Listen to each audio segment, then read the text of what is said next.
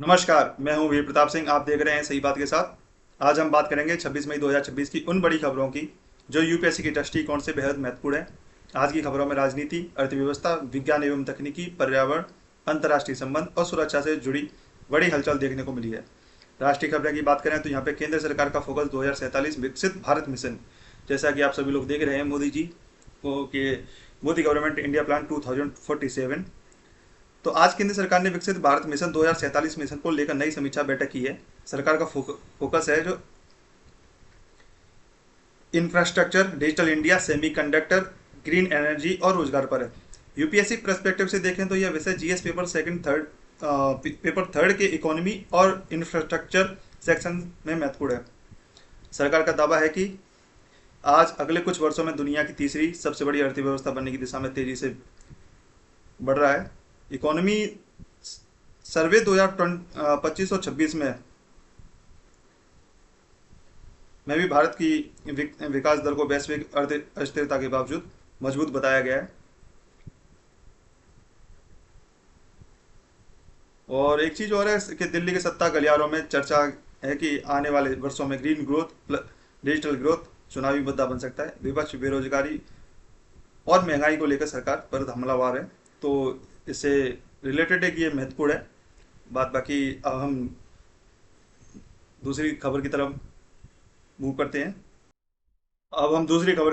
हैं। भारतीय शेयर बाजार में उतार चढ़ाव। आज सेंसेक्स और निफ्टी में दबाव देखने को मिला है। मुख्य कारण रहे हैं कच्चे तेल की कीमतों में बढ़ोतरी, पश्चिमी एशिया तनाव, विदेशी निवेशकों की सतर्कता। क्रूड ऑयल की कीमत बढ़ने से भारत का इंपोर्ट बिल बढ़ता है, क्योंकि भारत अपनी जरूरत का अधिकांश तेल आयात करता है। इससे करंट अकाउंट डेफिसिट और महंगाई दोनों पर असर पड़ सकता है। यूपीएससी लिंक के हिसाब से देखें तो inflation, monetary policy, energy security, external sector, तो इससे रिलेटेड ये न्यूज़ इंपॉर्टेंट है। बाद बाकी कुछ खास विशेष है नहीं है। तो बट इन चीज़ों का ध्यान रखें। यूपीएससी लिंक के जो यूपीएससी पर्सपेक्टिव से इन्फ्लेशन की बात हो सकती है, फिर मॉनेटरी पॉलिसी और एनर्जी सिक्योरिटी और एक्सटर्नल सेक्टर। अभी हमारी एक नई न्यूज़ निकल के आ रही है। संघीय ढांचे और वित्त आयोग पर चर्चा है जो कि तेज है। 16वें वित्त आयोग को लेकर राज्यों और केंद्र के बीच राजस्व बंटवारे पर नई बहस शुरू हो गई है। दक्षिण भारत के कई राज्यों ने जनसंख्या आधारित फॉर्मूले पर सवाल उठाए हैं। अब यहाँ पे हम यूपीएससी मेंस पॉइंट के हिसाब से देखें तो ये क्यों इंपॉर्टेंट है। Cooperative federalism, physical federalism, article 280 की यहाँ पे बात होती है। राज्यों का कहना है कि जिन्होंने जनसंख्या नियंत्रण में अच्छा काम किया है उन्हें सजा नहीं मिलनी चाहिए, ऐसा उनका मतलब कहना है। तो पॉलिटी के हिसाब से ये न्यूज़ आज इंपॉर्टेंट है, तो इसका भी विशेष रूप से ध्यान रखें, जो कि पेपर सेकंड में इंटरलिंक हो सकता है। आइए हम बात करते हैं अंतर्राष्ट्रीय खबरें। नई दिल्ली में क्वाड देशों की बड़ी बैठक हुई थी। और आज नई दिल्ली में क्वाड देशों में जैसे भारत, अमेरिका, जापान और ऑस्ट्रेलिया के विदेश मंत्रियों की महत्वपूर्ण बैठक हुई है। बैठक में इंडो पैसिफिक सिक्योरिटी और क्रिटिकल मिनरल्स और मैरीटाइम सिक्योरिटी और सप्लाई चेन रेजिलेंस पर चर्चा हुई थी। क्वाड किस लिए महत्वपूर्ण है, उसका रीजन क्या है और किस लिए मतलब इसको इंपॉर्टेंस दी गई है। क्वाड को चीन के बढ़ते प्रभाव के जवाब के रूप में देखा गया है, जहाँ पे एक चीन उभरती हुई एक अपने आप में एनर्जी और ब्यूटी पावर बनती जा रही है अमेरिका को पीछे करते हुए। तो उसको उसकी काट के लिए मतलब ये इंपॉर्टेंट है। तो यूपीएससी टॉपिक्स के हिसाब से देखें तो यहाँ पे इंडो पैसिफिक की बात होती है, मैरी टाइम सिक्योरिटी की बात होती है, यहाँ पे एक चाइना फैक्टर को लेकर भी यहाँ पे चर्चा बन सकती है। और स्ट्रेटेजिक अलायंस, जो कि आप जो यूपीएससी की तैयारी कर रहे हैं उनको तो पता ही होगा कि ये सब चीज़ें क्यों मैं बार बार हिंट दे रहा हूँ, इन चीज़ों का ध्यान रखें। यहाँ पे क्या है कि विशेषज्ञों का मानना है क्वाड अब सिर्फ सुरक्षा मंच नहीं बल्कि एक टेक्नोलॉजी और आर्थिक गठबंधन बनता जा रहा है। ये एक महत्वपूर्ण न्यूज़ है यूपीएससी के पर्सपेक्टिव से। देखो अब एक नई न्यूज़ निकल के आ रही है। भारत इटली संबंध में जो नई गर्माहट देखने को मिली है। तो प्रधानमंत्री की इटली यात्रा के बाद भारत और इटली ने संबंधों को स्पेशल स्ट्रेटेजिक पार्टनरशिप तक ले जाने का फैसला किया है। आईमेक कॉरिडोर, क्रिटिकल मिनरल्स और ग्रीन एनर्जी सहयोग पर जोर दिया गया है यहाँ पे।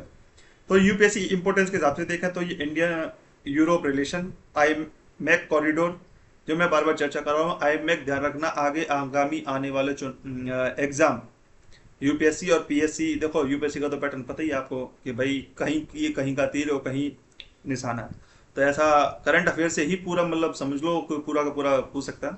इकोनॉमिक डिप्लोमेसी ये मोस्ट इंपॉर्टेंट है। और एग्जाम एंगल के हिसाब से देखें तो मैंने अभी फिर बोल रहा हूँ, आईएमएफ भविष्य में चीन के आरबीआई का विकल्प बन सकता है।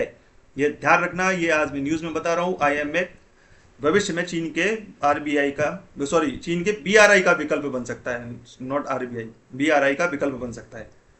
तो ये न्यूज़ इंपॉर्टेंट है।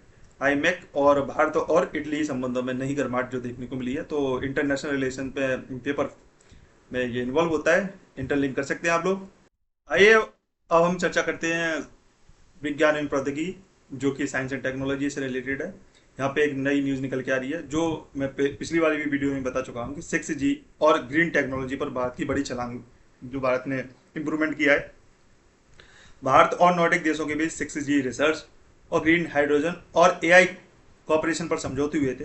तो यहाँ पे हम यूपीएससी के लिंक के हिसाब से देखें तो हमारे लिए क्या क्या इंपॉर्टेंट फैक्टर है यहाँ पे, emerging technology, green transition, innovation diplomacy. ये मैं आपको एक तरीके से हिंट देता जा रहा हूँ कि भाई आप इन पॉइंटों पे विशेष रूप से ध्यान रखें, क्योंकि देखो ये चीज़ें बहुत इंपॉर्टेंट है।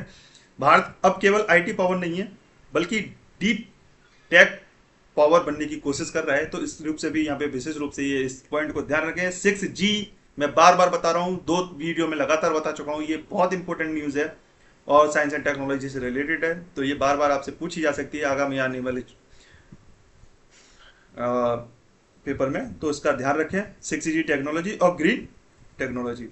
अब हमें यहाँ पे एक नई न्यूज़ देखने को मिली है, भारत फोरकास्ट सिस्टम की सफलता। भारत फोरकास्ट सिस्टम मौसम पूर्वानुमान में तेजी से प्रभावी साबित हो रहा है। यह hydro resolution weather forecasting system है जो मानसून और चक्रवात की बेहतर भविष्यवाणी करता है। जो अभी आगे बरसात का मौसम आने वाला है, तो उससे रिलेटेड है ये न्यूज़। आइए यहाँ पे बात करते हैं यूपीएससी रिलेवेंस में ये क्या, डिजास्टर मैनेजमेंट और क्लाइमेट एडप्शन और वेदर टेक्नोलॉजी। और इसकी खास बात क्या है, विशेषज्ञ इसे भारत का मौसम वाला ब्रह्मास्त्र कह रहे हैं। ध्यान रखना ये बहुत इंपॉर्टेंट है। भारत फोरकास्ट सिस्टम, अभी मानसून आने वाला है तो उससे रिलेटेड एक न्यूज़ में निकलती है। एनवायरनमेंट से भी इंपॉर्टेंट है, एनवायरनमेंट में भी जुड़ सकती है, क्योंकि डिजास्टर मैनेजमेंट जैसे कि बाढ़ वगैरह आती हैं तो उसका भी यहाँ पे, और क्लाइमेट एडप्शन और वेदर टेक्नोलॉजी, ये तीनों पे तो निगरानी करेगा ही करेगा। ठीक है, अब नई न्यूज़ की तरफ मूव करते हैं।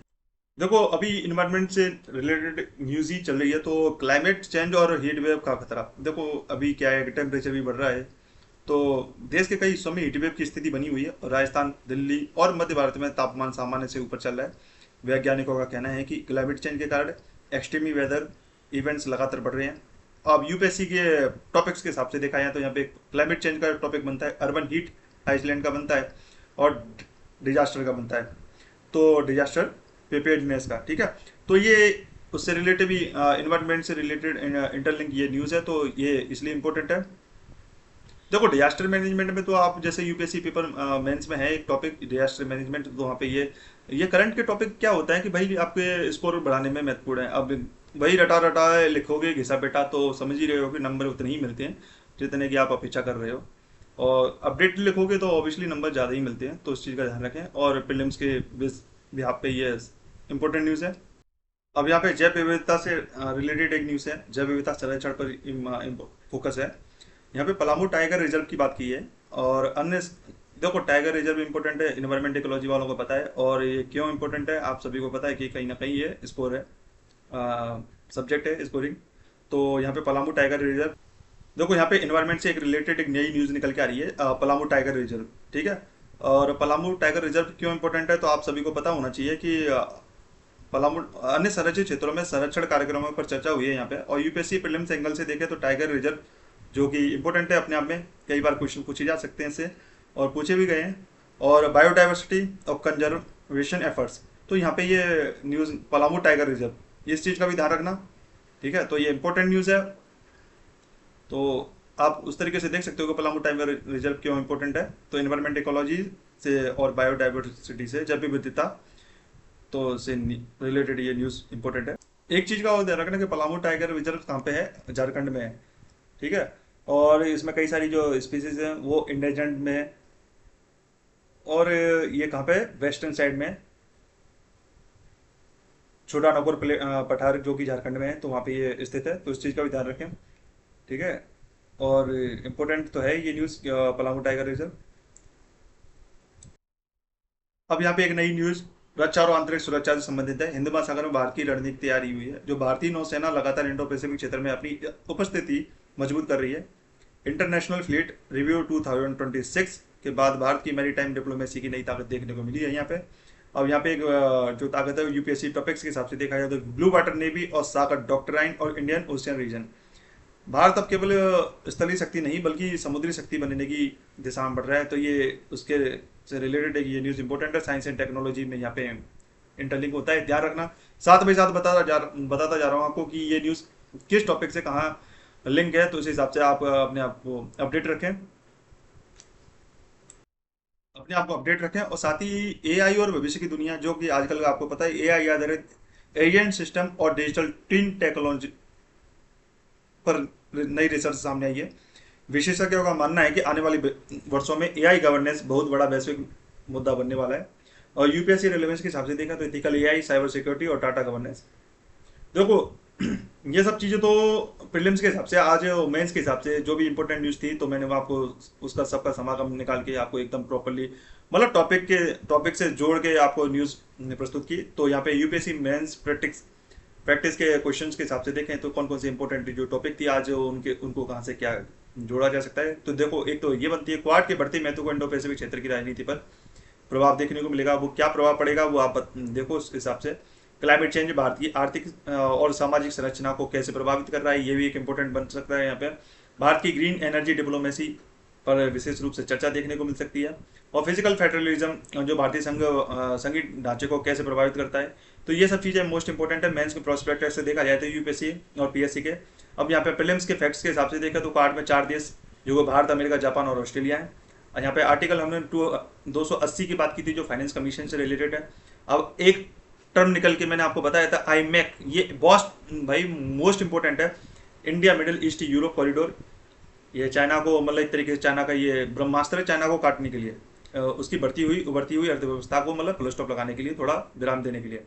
अब यहाँ पे एक नया फैक्ट है, भारत फोरकास्ट सिस्टम उच्च स्तरीय मौसम पूर्वानुमान प्रणाली, जिसकी हमने चर्चा की थी।